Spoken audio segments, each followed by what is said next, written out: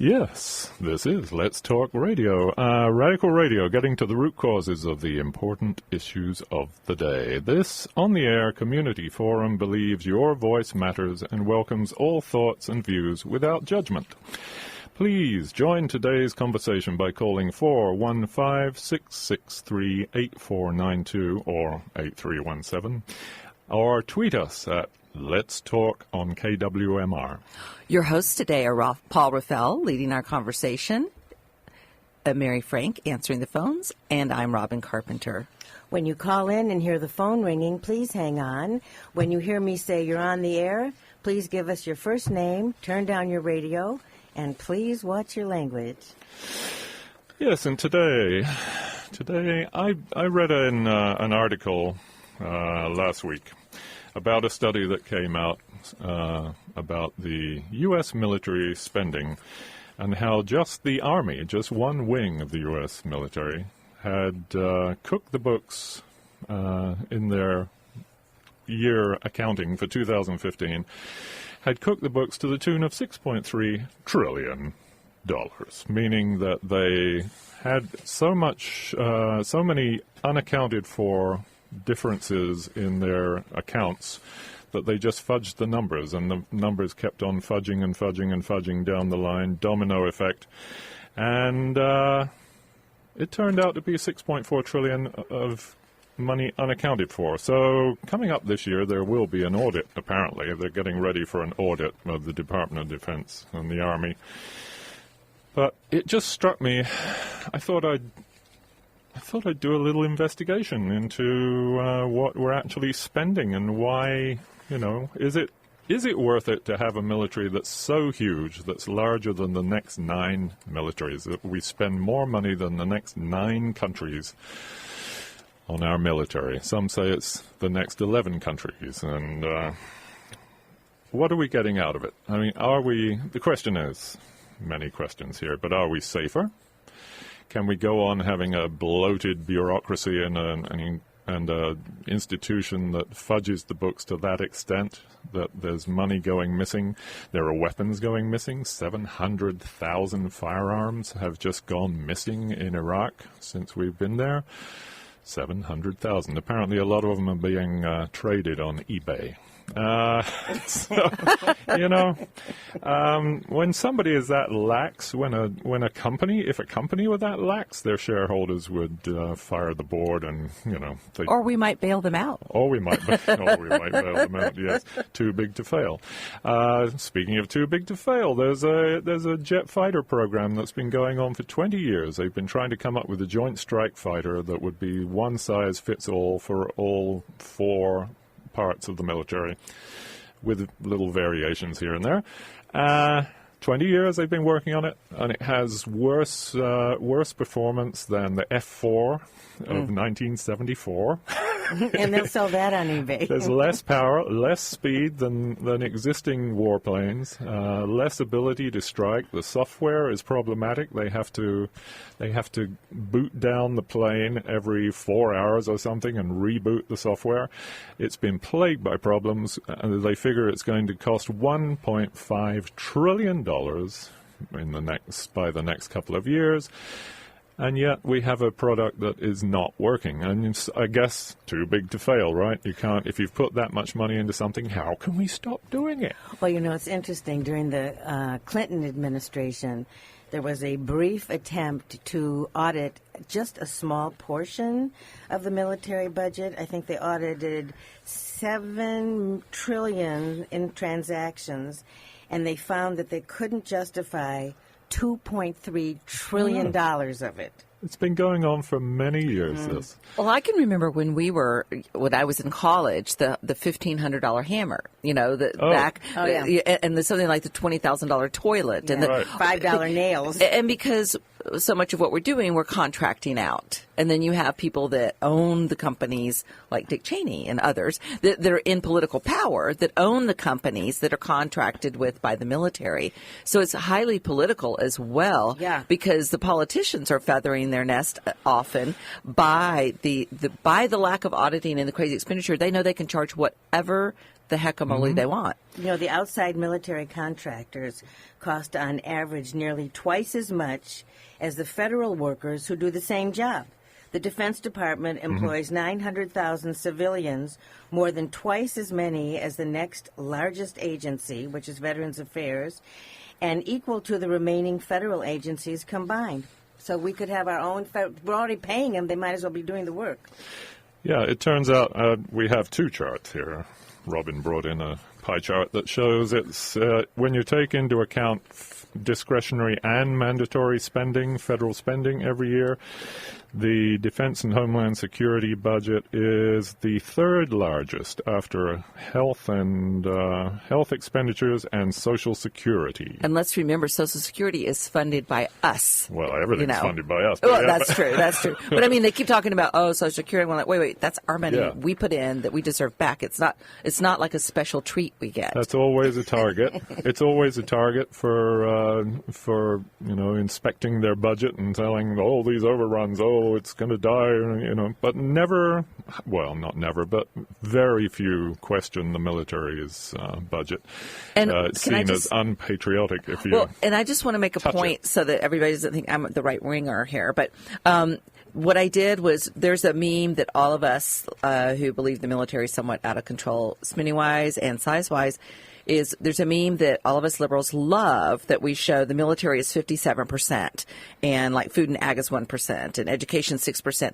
That pie chart that we see, that's just a pie chart that talks about discretionary votable discretionary spending, but the federal budget itself, everything, discretionary and mandatory spending, gives you a different picture, which Defense and Homeland Security, 16.2%, and Veterans, 4%. So you have 20.2% of our budget is military, and I think that but you still look at it, food and ag is still 2%. Education. Education is 3%. So, but I always want to be careful that I don't just buy in on every meme. But this is so impactful as well. And I think, I really like the site PolitiFact because you can really check out.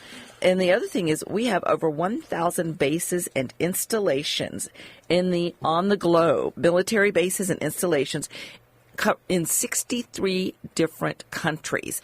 And I can't find the exact number, but I believe that in a Jill Stein being interviewed, she said all other countries on Earth, as far as military bases, are 30. So we've got like 1,000. Yeah, so can we afford, So are we at risk even? Right. Well, that's just it. We're spending American dollars to defend Japan, Europe, and South Korea. There are more than 80,000 U.S. troops stationed in Europe. But are we defending, or are we being the colonialist that we were founded by, and we're trying to protect the resources we want to go pull out of other countries?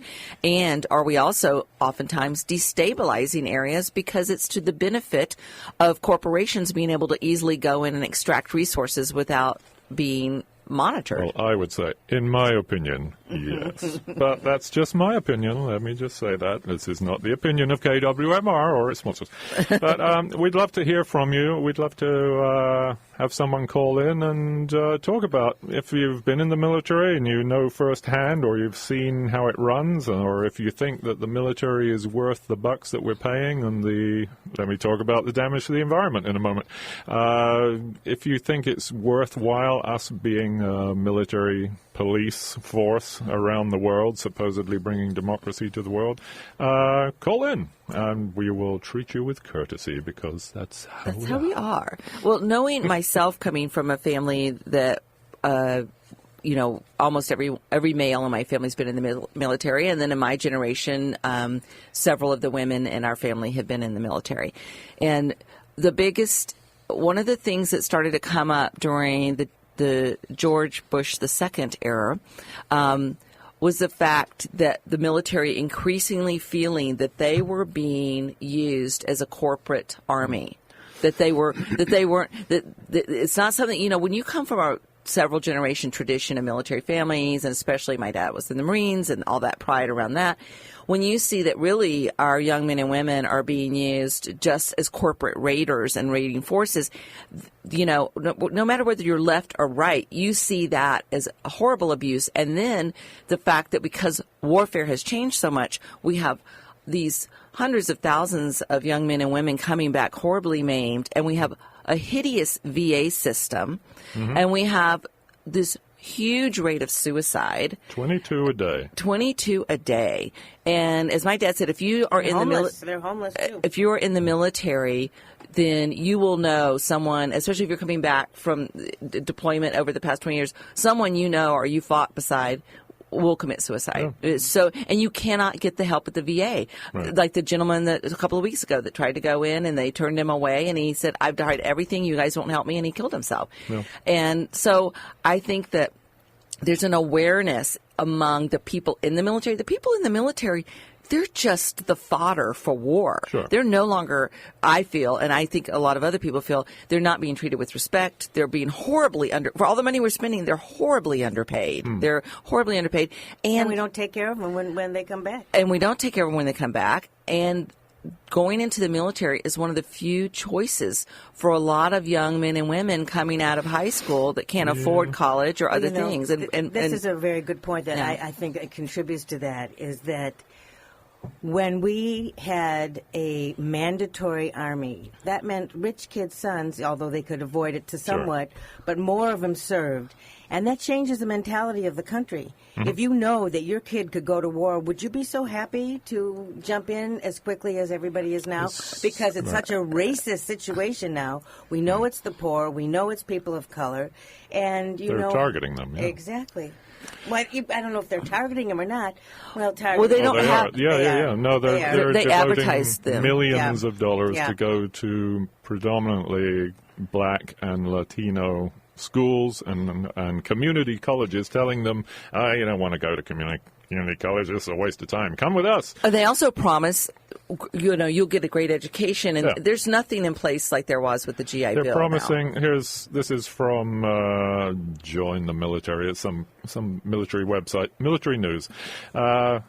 You want an education? We've got $40,000 just sitting around for you to use. Oh, yeah. Boy. You absolutely do not want to have a job that gives you any kind of vacation time? Well, don't join the military, because you get 30 days of paid vacation every year, starting with your first year. Opportunities to travel. Free medical care now. Yeah, you're talking. Until you're a veteran, of course. Collecting your retirement at 38 years old. That's, if you join at 18, you do your 20-year stretch, you get your retirement pension at 38. These are all the selling points that they're touting to predominantly poor people. Of course.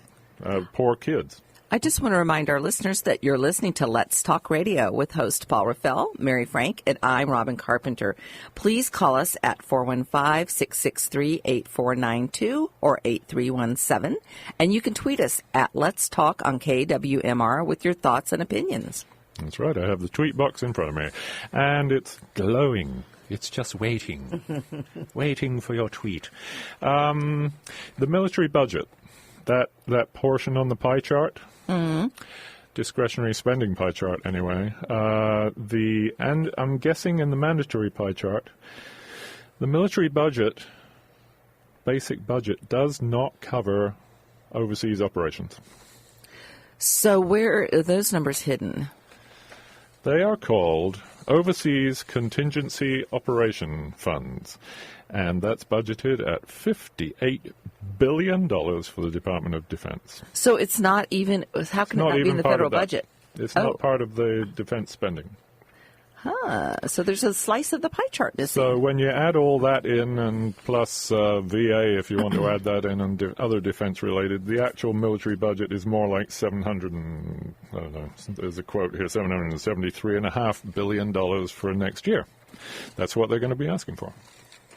Well, and one thing I have to say is that with us spending that kind of money on the military, our military should be making more than, I mean, they're barely making minimum wage. I mean, most of the spouses, benefits, right? they're on food stamps. Right. You know, it's crazy. And so if they're spending that much money, for God's sake, at least pay them really, really well for getting chewed up and spit out, and Right. and take good care of them when they come home. You know, but It's been for a long time. It's been a place for poor kids to go because it feels like they're joining something. You know, then they get told that they're doing something for their country. Well, they are doing something for their country, but mostly it's about corporate interests, right? Well, you know, I have a very good, you know, both of you know, I have a very good friend who's attempted to go through the VA medical system. And to me, it's criminal what they're doing. I know I'm backtracking a little bit, but I just wanted to put in another word about that, because unless you have an advocate or two, if you're wounded or or sick in any way, there's no way you can get through the system. Literally no way. well, you know, when they had those exposés that the system was putting people down as dead that they knew would die pretty soon, just to show that their rate of appointment percentages of giving people appointments was up. So they knew these people were going to die in the next 2 to 3 months. So it's like, just put them down already as dead, and don't give them no appointment and save that money. That was somewhere in the Midwest. And, you know, I mean, I know seeing my dad go through the VA, although I have to say his VA's pretty okay, but my dad's also pretty pushy. And Yeah, you have to be. Yeah, and then my Uncle Don, he had a heart attack standing in the VA waiting room, emergency room, where he said, I believe I'm having a heart attack. I had one a couple of years ago. I think I'm having a heart attack. They go, oh, it's just gastritis. And he goes, no, not really. He had a massive cardiac arrest. Wow. Oh my God. He code blued. They did choose to revive him, thank God. You know, they go, oh, yeah, you're having a heart attack. So, I mean, God, that could happen at Marin General, too. But I'm just saying that the level of care and how much, I mean, and his son, who was in the military, stays on top of everything for him and advocating. And you really do have to have two or three people, especially if you're really sick, you know. Yeah, because you don't have the ability to do it. And if you don't, you're not going to, you'll die in the waiting room. So how is the funding for the VA system? I don't know. Let's see. Do we have veterans benefits? 6% of discretionary. So 65.3 in 2015. $65.3 billion to veterans benefits. I guess that also includes Veterans Administration. Yeah. The hospitals and things. So they're getting the money. Although it was defunded during W's reign, as far as I recall, which I thought was kind of ironic. Yeah, you know, people, to be frank, did not like George W. Bush, my conservative family members, because of how he treated the military, and really felt like the military was being used as a corporate, you know, Army and Navy and Marines. But I think that I don't know if that's an adequate amount or not adequate amount, but once again, we're talking about deeply dysfunctional bureaucration. You know, one of the most deadly things on the planet is not nuclear power, it's bureaucracy. I mean, bureaucracy, which is another reason to have things be smaller and regional and local when you get things so huge that or at there's least audited. Well, and even audited. I mean, there's so much corruption now. What they could just cook the books. Well, they have been. Yeah, I mean. You know, here's another way that they could say that's maybe not even very controversial, is if the military stopped duplicating existing government and private programs like health care, recreation centers, and grocery centers, $9 billion a year, a lot could be saved there. You know, wait, what was that? How are we spending that on? On duplicated programs. Like health care, recreation centers, and grocery stores. They have all of that, which is separate. It'd be much cheaper to cover all Americans with Medicare. Sure. The cost of TRICARE, DOD's health care systems, has more than doubled in the last decade. Right. So, you know, that's seemingly non-controversial. Right. That's just bloated bureaucracy. Yeah, well, it's this attitude that it's sacrosanct, right? You don't touch the military budget. You give them more, and you throw more money at them, and you don't actually follow what they're doing with it until there may be an audit next year. This is the hope. But my point in this show is not only just to raise these figures because I find them so incredibly devastating. Come on, trillions of dollars in cooking the books. to vote out the representatives who are supporting this. Who I remember living in Hawaii. Daniel Inouye was our senator for many years until he died, and he was on the Armed Forces Appropriation Committee. He was the chair of the committee, and he would rubber stamp everything. No questions, and man, because it was a military state, right? I mean, Pearl Harbor, that's true. But also, if you aren't, you're not given just a lot of choice. If you don't fund things, then your guys are, your guys and gals are going to feel the pinch. So it's like this kind of gun to your head thing. If I don't stamp this through, then money's being pulled away from the care of our veterans and the protection. I mean, when we first went into Iraq and people were mailing bulletproof vests and stuff to their kids in the military because we didn't provide them any protection. They were making homemade sheet metal things on their vehicles to protect them from the IEDs. We didn't even outfit them. Their families were sending helmets and stuff. People were collecting money to send it to the troops. May I say that that's not because the people who make those things are being underpaid. No, and there was billions of dollars that went in there. They have a list of contractors that, the Koch brothers are all the guys. And I think this is why so many people, military people, started to feel like we're just cannon fodder, and because of the fact we spend these kajillions of dollars, and we send our guys over there outfitted like you or me to go water the community garden, and, here's a thicker flannel shirt. And that their families and communities were raising money to ship to them some protection. Yeah. I mean, that went on for the first 2 years. Because they hadn't thought about IEDs, I guess. And that they didn't immediately, to me, it always keeps coming back to the travesty of how with that much money, our troops should be walking around inside robots and having a cocktail. It's just outrageous that they're not in heavy protective gear, that they haven't really thought things through. Well, the money is being, as you brought up earlier, it's being wasted on overpriced equipment. And, like I say, Lockheed Martin and Raytheon and all those guys, they're not being underpaid for the stuff they're providing. And they were not providing the right stuff, or the specs that they were given were not appropriate for Iraq and Afghanistan, apparently. Yeah, I mean, like, if you have to follow the money, look who really made all the money on the Iraq War. Halliburton.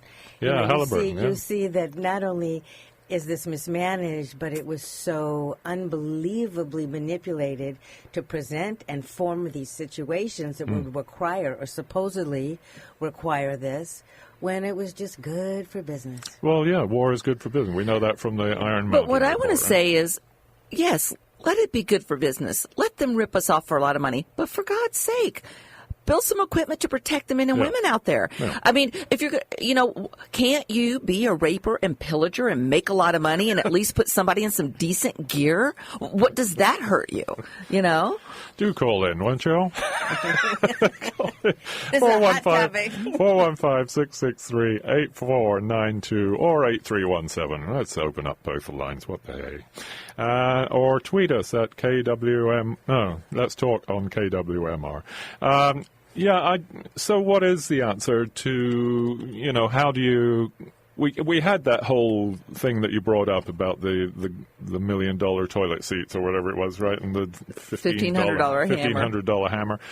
And that was an outrage, and it was the basis of a lot of comedy shows and comedy routines. But what happened?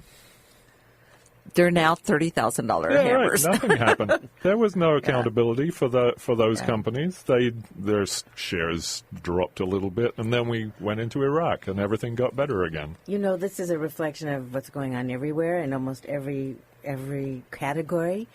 What can we do about it? What can we do about it? Is it first raising consciousness? Yes, people have to know what's going on. I think a lot of people do know what's going on. When you think about people cheered and went bananas when Donald Trump said, why are we acting like the police all over the world?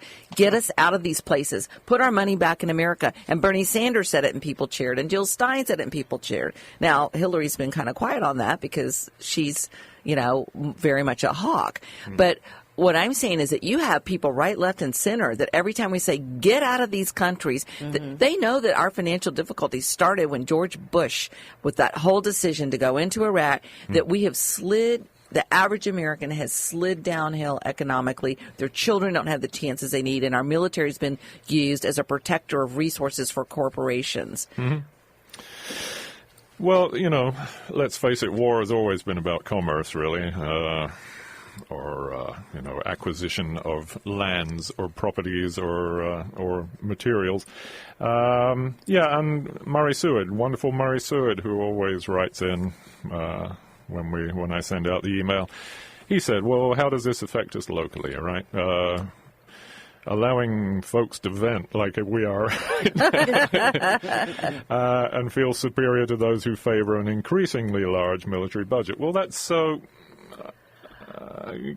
given that we all want our tax dollars used wisely, how about a show that looks at the incredible waste achieved by Marin County's court system? That's something for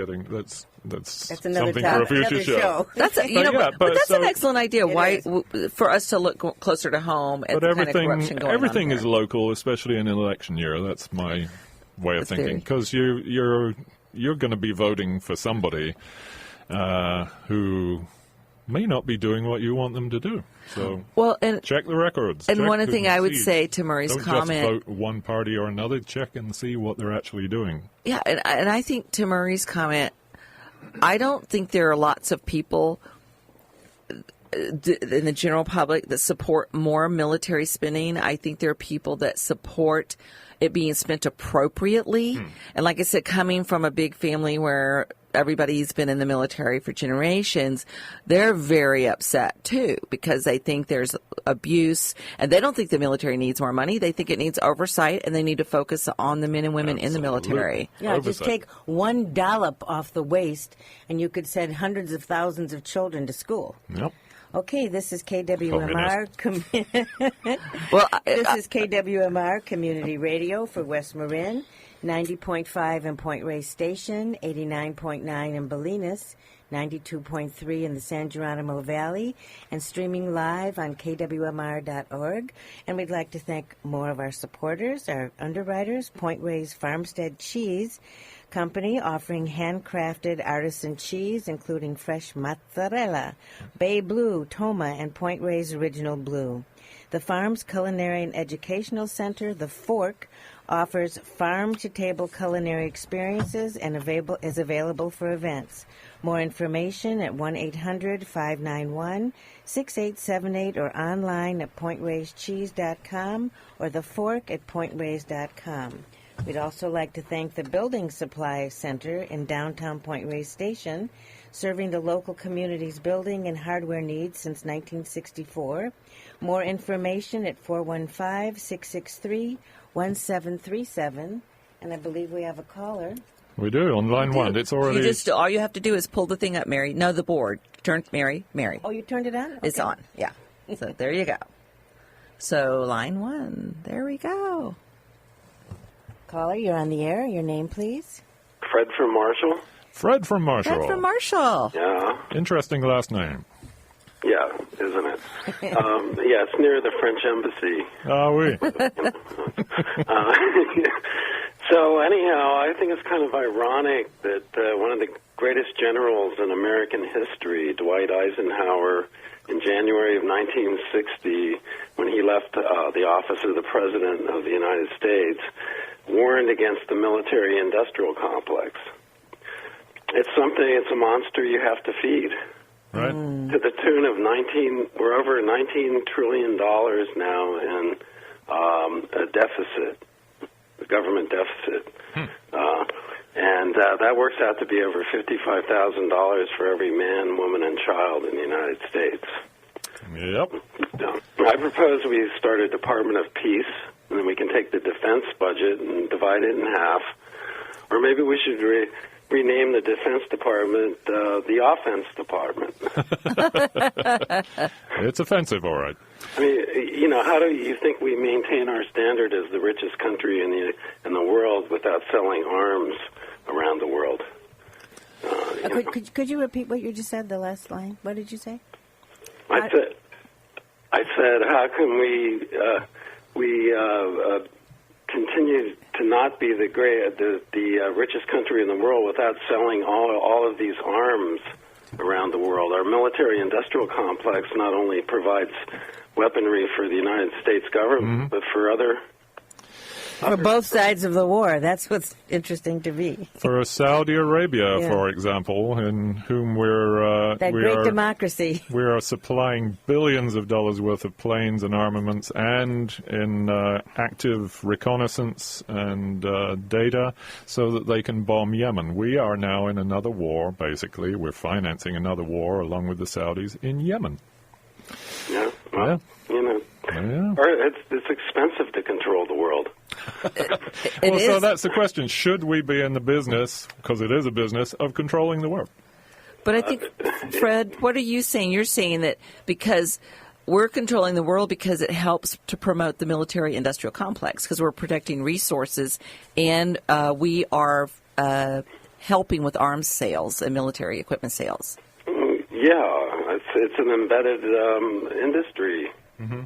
In the United States, and that's what I'm saying, is that a lot of our wealth is coming from arms, which is really not right. Yeah.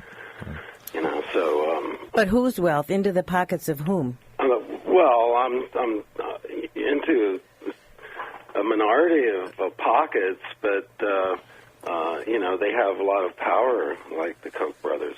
Yeah. You know, and Halliburton and so forth. Right. Well, and also you see these fights to get, like, where I'm from, Mobile, Alabama, was so exciting to have Boeing come in there. And there were these fights of, you know, having it where it was going to be either in, you know, Washington State or there, and how it has boosted the economy and the jobs amazingly. And having grown up where there was like Brooklyn Air Force Base and Pensacola and all of those bases, they really do provide strong economic support in those communities. And when they leave, many of those communities collapse. So there are some, you know, there's that factor too of the money that funnels into communities around the country. That's why recently they were talking about closing some bases in the U.S. and guess what? No senator wants them to close any base in their state. They won't be reelected. Yeah, and I mean we could say I think you would probably find the majority of Americans would like us out of all these places. I mean, that's why you had Trump saying it, you had Bernie saying it, you had Jill Stein saying it, and you had Gary Johnson, the libertarian, saying it, and people cheering for that because no matter whether you're left or right, I think we realize, like, we're bleeding money. But in another way, I think what you're saying is, Fred, is that it's really also part of a bigger global economy, and that's where we're really tied. That's where Washington looks at us being tied into the global economy more so. Yeah. Yeah. Well, thank you, Fred. We appreciate your call. Yeah, thank you for calling in. Okay. Have a good day. See you, Fred. Thanks. Bye-bye. Bye. Yeah, so, base closures, economies in the rest of the world, such as, let's say, the Taliban, to whom we were paying millions of dollars when the Soviets were there.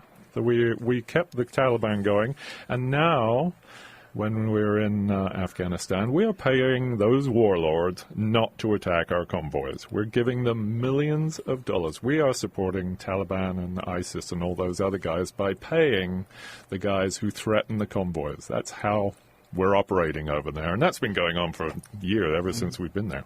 Well, what is it? I think that whole area of Afghanistan was called the Empire Destroyer.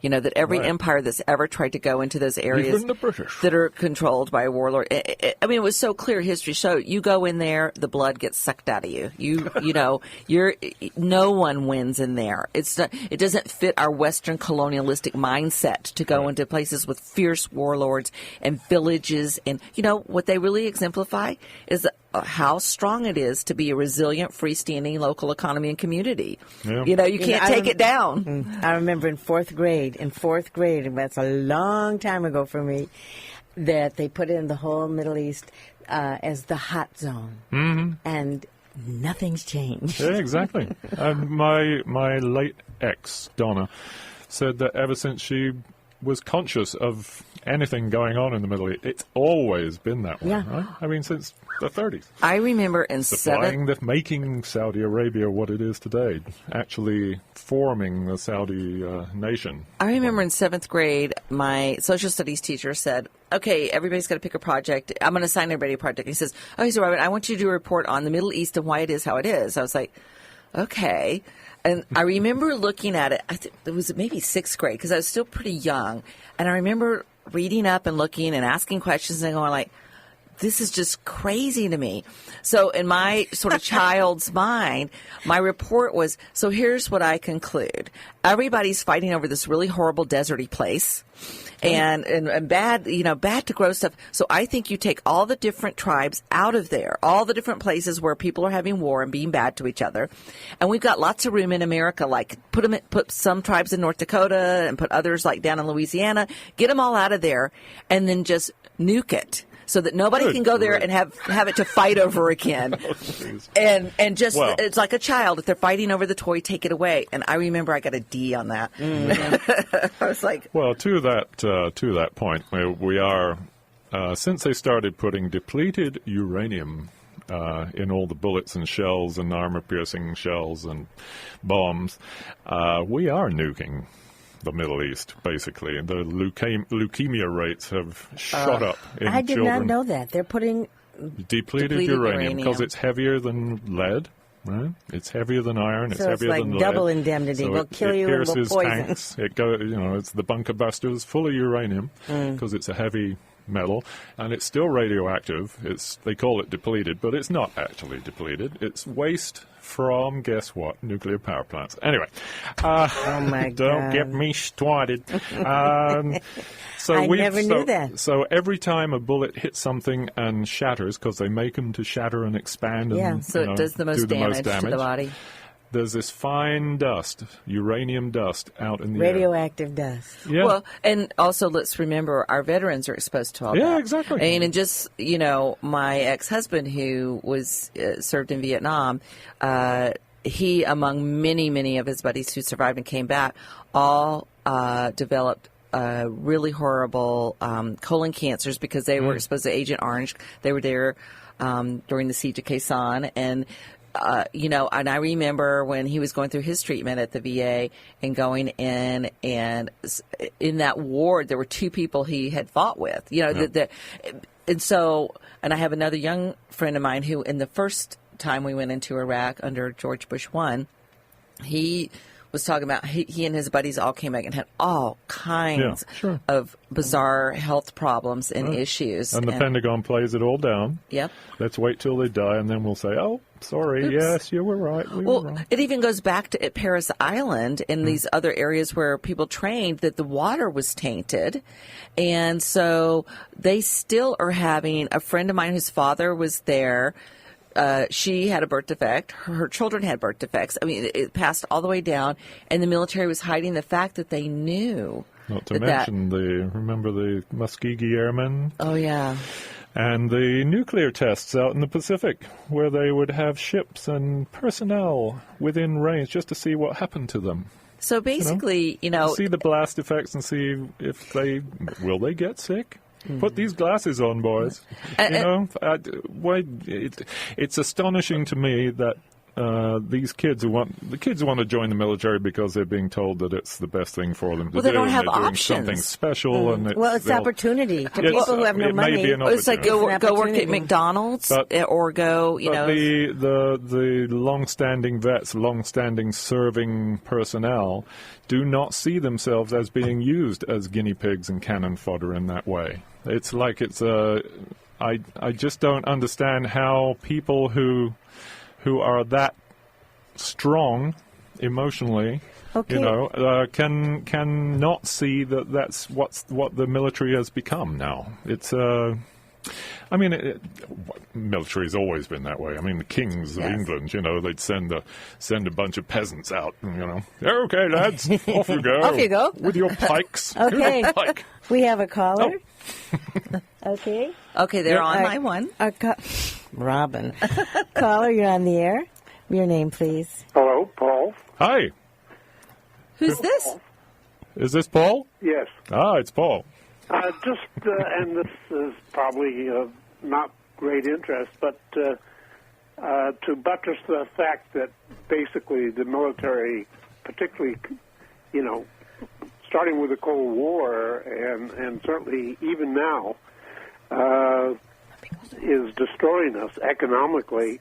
There's a book by Paul Kennedy called "The Rise and Fall of the Great Powers," examining European history up through from 1500 to 2000, and he points out that when the expenditures on the military exceed the capacity of the country, that it breaks down.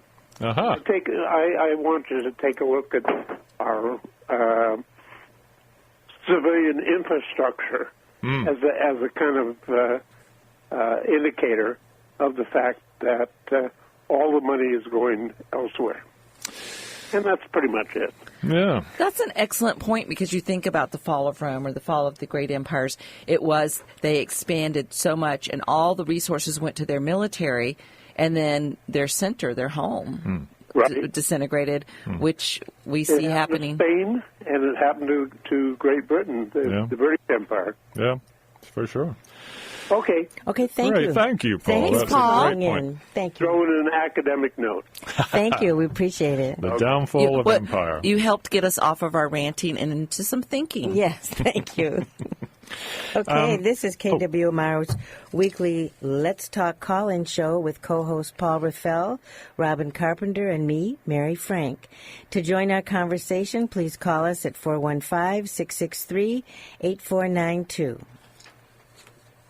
Yes. I was going to say I really liked Paul's point, because that's the real danger. At some point, we think that the world's changed so much and that we are so huge, but at some point, the United States has not been the center of world power for that long.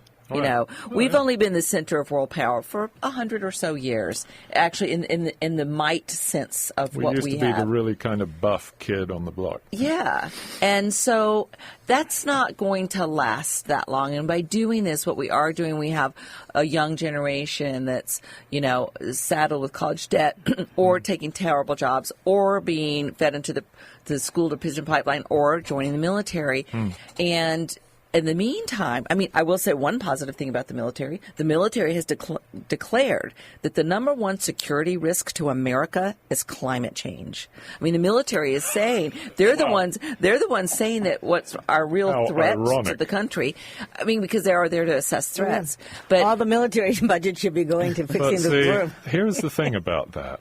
The carbon footprint of the U.S. military, with all those bases abroad, is not even calculated, is not even included in UN reports on climate change, on the carbon dioxide levels. The U.S. says you cannot include our military carbon footprint in your calculations. Is that right? And the carbon footprint of the U.S. military, they use billions of gallons of oil. They're actually starting to install big solar arrays in some of their bases in the Southwest, but and they're thinking about it. But now the military's not saying climate change is the biggest threat to security because they're nice. They're saying we're just out there looking at the threats. They're just assessing from a very non-attached way. Non-attached way. They're looking at it in a non-attached way. They could give a frack if the planet, goes up or whatever.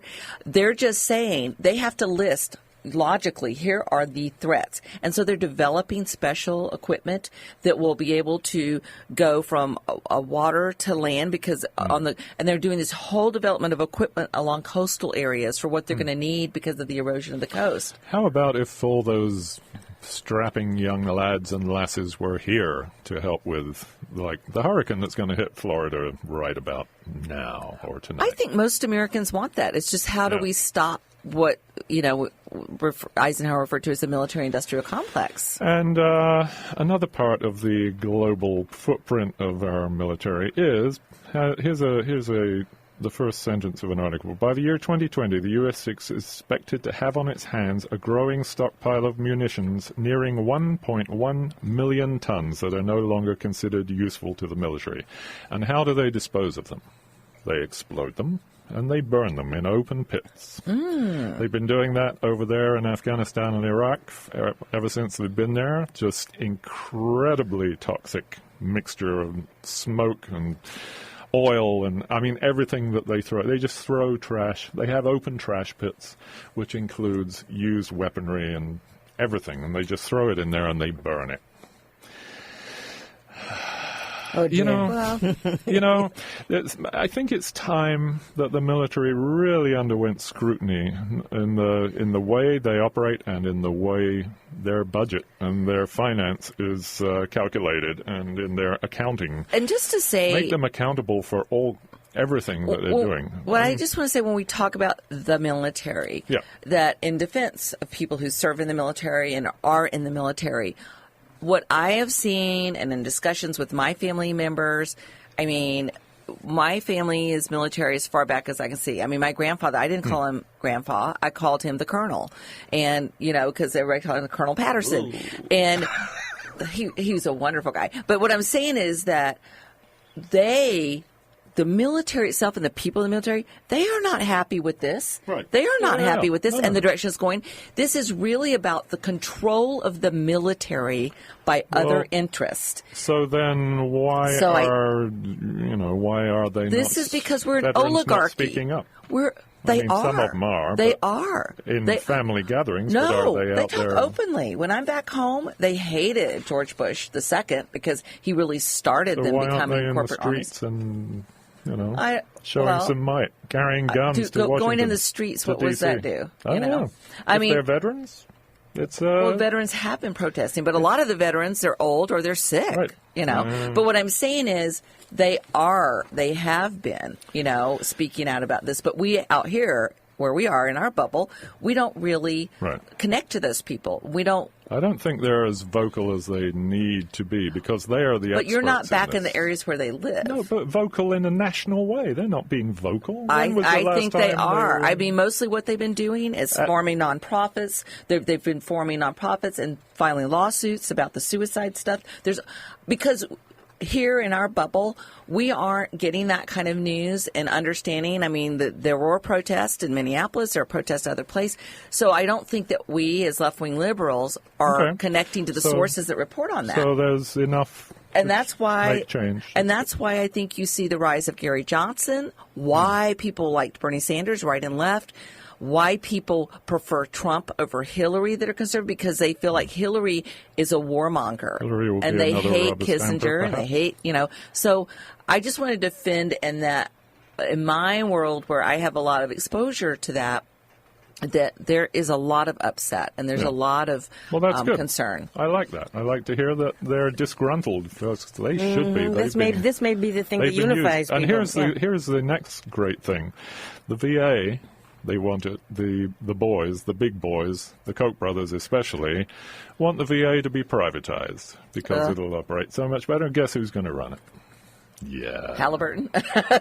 Koch brothers and all their little network of things. They have this organization concerned for veterans' futures or something, and they're pouring millions and millions of dollars into it so that they can rake money off the veterans when they come home. Not only are they profiting from war, but they will profit. If they would just do it better than we do, then let them make money. Yeah. That's the thing to me. That's the amount of greed. Yeah. It's like take it, rape, pillage, but. Let them have a hospital bed. Let them speak to a therapist. Give them a decent equipment. That's just shocking to me when there's just so much excess of money and resources and all the profit on earth you could ever want. You could still take care of these people. And of course, now it's coming to a city near you because they're militarizing our police forces with leftover equipment. And, for example, September 9th, Melinda Lighthold wrote this to me. Did you know September 9th, Urban Shield Expo is coming to Pleasanton, Alameda County Fairgrounds, because Oakland activists kicked them out out of Oakland. It's all about fostering a military mindset in the populace, militarizing the cops, and so forth. They get folks to volunteer by billing it as disaster preparedness. And I looked at the Urban Shield website, and it is full of videos with eagles and oh dear, and the president carved into the rock. What's that? And the Golden Gate Bridge, of course, and all these beautiful shots taken from drones of America and Stars and Stripes. And then they start talking about what Urban Shield is, and it's all terrorism. Natural disasters, terrorism. It's about militarizing the police in urban centers, and it's because they see the pushback is happening, more money. And not only that, the pushback is happening. Yeah. This is kind of an ancillary insert here, but did either of you see House of Cards? Have any? Oh yes. I feel like we're living House of Cards. I feel that too. And I feel like, saw the no show. offense, but Hillary and Bill remind me of them. I never, ever saw the show, and I binge-watched it the other day. I said, are you okay? But this is like a documentary. I saw it like a documentary.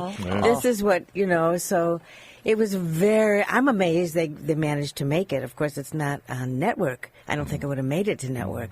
But it's telling so much truth because the whole thing is like a chimera of power and money. Yeah. And if it's the military or if it's anything that we've been talking about on the show, it comes down to the same thing, greed and power. Right. So and you got someone, if you have someone in power who's willing to do anything to stay there. Anything. Like our friend Duterte in the Philippines. Yeah. Well, we don't have to go that far away. No, we don't. But anyway, it's interesting. So I guess my ending thought would be that we have to scrutinize what our representatives are doing. I don't know what our representatives' record is. I know Dianne Feinstein kind of is a little hawkish. A rubber stamper for the military. We need to look for people who are willing to vote against the rack evasion. To vote for accountability. I mean, yes, yeah. Accountability is the big thing. If anyone else were unaccountable to that extent and cooking the books to that extent, they would be shut down. Yeah, I mean, this isn't even. But we're not even talking about shutting them down. But this isn't even a radical thing. I mean, this is like it's just such an obvious thing to do. Right. You know what I'm saying? It's not like bringing in. We're not asking anything rebellious. We're saying, could we have some accountability here? And if we could trot out a few thousand veterans to come and talk to the Senate or come and talk to the Congress or at least make themselves more visible. I don't know. I mean, they've been testifying. I don't know. Yeah, they've been testifying before Congress. So, but more power to them, I say. Because what they're going through, what they've been through, and what they've been used as by this huge cheating organization that's polluting the entire planet. And can we close bases in the States? I'm guessing that's probably not going to happen. So we have to start overseas, I guess, if that's what we do. Or do we want to remain the policeman for the world? That's the remaining question. That's calling it politely. Is it worth it? Are we really the policemen, or are we the colonialist protectors of resources? Maybe all of the above. That's the question. Is it worth it? Or are we actually destroying ourselves? As Paul Elmore said, empires have fallen because of the very thing that's happening right now. Exactly. It's following the pattern. When there's a black hole that you throw money in, and it's sucking all the money out of the country that you're coming from, the people, us, that are paying it, empires collapse. Okay.